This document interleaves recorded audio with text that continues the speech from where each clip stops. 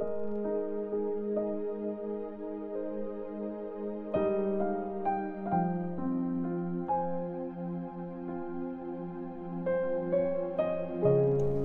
chapter 12. Naghihintay sa wala itong si Ephraim, at buong araw siya naghahabol sa hangin. Pinaparami nila ang kasinungalingan at karahasan. Sa Assyria pa sila nakipagkasunduan, at sa Egypt nagtinda ng mga olive oil. May accusation si Lord laban kay Judah, at dahil sa pamumuhay ni Jacob, makakaranas siya ng parusa at magbabayad para sa mga ginawa niya. Sa tiyan pa lang ng nanay nila, dinadaya niya na ang kuya niyang si Esau. At nung lumaki, nakipag-wrestling siya sa Diyos. Nakipag-wrestling siya sa angel at nanalo. Umiyak siya at humingi ng blessing dito. Sa Bethel sila nagkita ng Diyos, at doon sila nag-usap. Si Lord ang Diyos na mapangyarihan sa lahat. Ang pangalan niya ay Lord. Pero kayo, bumalik kayo sa inyong Diyos. Pagmamahal at hustisya ang pairalin nyo, at huwag kayong magsawang umasa sa Diyos nyo. Yung nagtitinda na madaya ang timbangan, gustong gusto niya na pahirapan ang mga tao. Sabi ni Ephraim, mayaman na ako. Nakaipon ako ng kayamanan para sa sarili ko. Sa dami ng meron ako, hindi nila mapapatunayang nandaya ako. Pero ako si Lord na Diyos nyo. Ako ang nag-alis sa inyo sa lupain ng Egypt. Patitirahin ko ulit kayo sa mga tent, gaya ng ginagawa nyo pag piyesta. Nagsalita ako sa mga prophet at nagpakita ng maraming visions. Kaya pinadala ko ang mga prophet para warningan kayo. Mga Diyos-Diyosan ang wino-worship sa Gilead, at yung mga nag-worship doon ay mamamatay talaga. Nag-o-offer sila sa Gilgal ng mga toro, kaya yung mga altar nila ay guguho, gaya ng mga bato sa bukid na inararo. Pumunta sa lupain ng Aram si Jacob para makatakas siya, at nagtrabaho siya doon para magkaasawa, at para sa mapapangasawa, nag-alaga ng tupa. Gamit ang prophet, niligtas ni Lord ang Israel mula sa Egypt at prinotektahan sila. Ginalit ng husto ni Ephraim si Lord, kaya dapat silang mamatay dahil sa mga kasalanan nila. Paparusaan sila ni Lord dahil sa mga kahihiyan nila. Hosea chapter 13. Mawawasak ang Ephraim. Lahat nanginginig pag sa Ephraim ay nagsalita. Sa Israel, siya ay tinitingala. Pero dahil kay Baal, nagkasala siya. Kaya wasak na siya. Tapos ngayon, patuloy sila nagkakasala at gumagawa ng mga Diyos-Diyosan para sa kanila.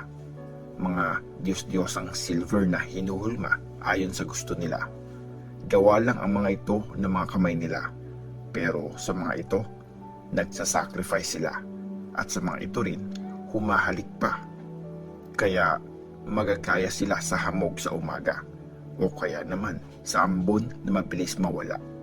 Mga nililipad na dayami sa gikan ang gaya nila, o gaya ng usok na tinatangay sa bintana. Pero ako si Lord na Diyos nyo. Mula pa nung ilabas ko kayo sa Egypt, wala kayong kilalang Diyos kundi ako. At bukod sa akin, wala nang ibang Savior. Ako nagpakain sa inyo nung nasa desert kayo, dun sa lupain na laging tuyo.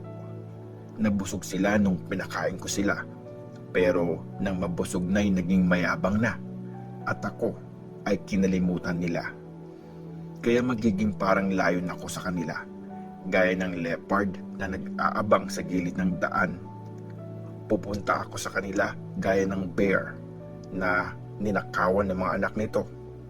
Wawakwakin ko ang dibdib nila, at parang layon, kakainin ko sila. Gaya ng mabangis na hayop, lalapain ko sila. O Israel, wawasakin kita. Sino ang tutulong sa iyo? Nasaan na ngayon ang hari mo na magliligtas sa iyo?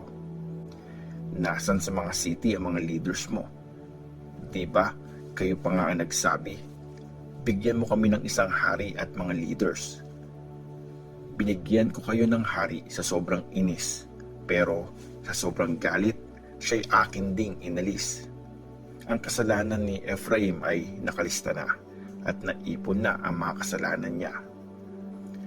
Ang hirap ng panganak ay dumating na para sa kanya, pero para siyang anak na walang alam kasi nagstay lang siya sa loob at hindi na siya lumabas ng tiyan. Tutubusin ko ba sila sa kapangyarihan ni Sheol? Tutubusin ko ba sila mula sa kamatayan? O kamatayan, nasan ang mga salot mo? O Sheol, nasan ang mga pagwasak mo? Wala na akong natitirang awa para sa iyo. Kahit na lumago siya na parang damo, iihip mula sa east ang hangin na galing kay Lord.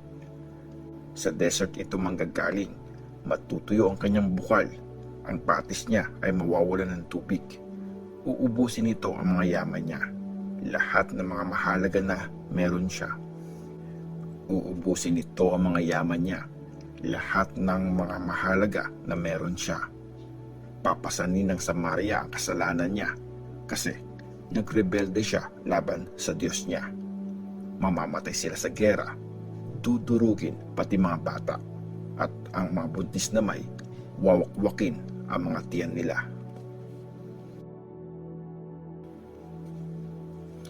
Hosea chapter 14. Nakiusap si Hosea sa Israel.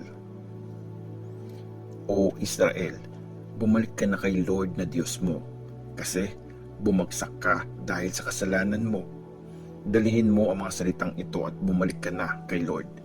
Sabihin mo sa Kanya, patawarin mo po lahat ng kasalanan namin at tanggapin ang aming mga panalangin, at ikaw ay aming pupurihin gaya ng pinangako namin.